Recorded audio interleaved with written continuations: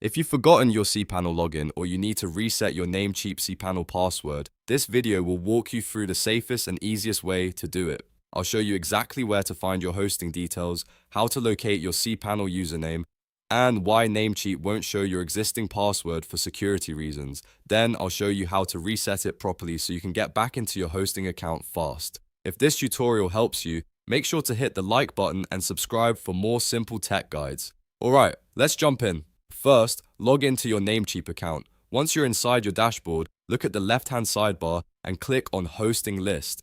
This is where all of your hosting plans are displayed in one place. Now find the hosting plan that is connected to the cPanel account you want to reset and click Manage. This will open the settings and details for that hosting package.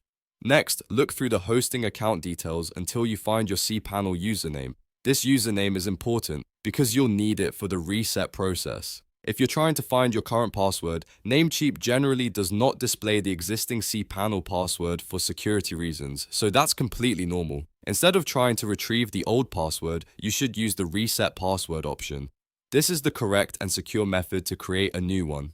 Once you select the Reset option, enter your cPanel username when prompted, then follow the verification instructions Namecheap gives you. Depending on your account setup, this may include confirming your identity through email or completing an account verification step. After verification, you'll be able to create a brand new cPanel password. Choose a strong password that you can remember, but make sure it's also secure.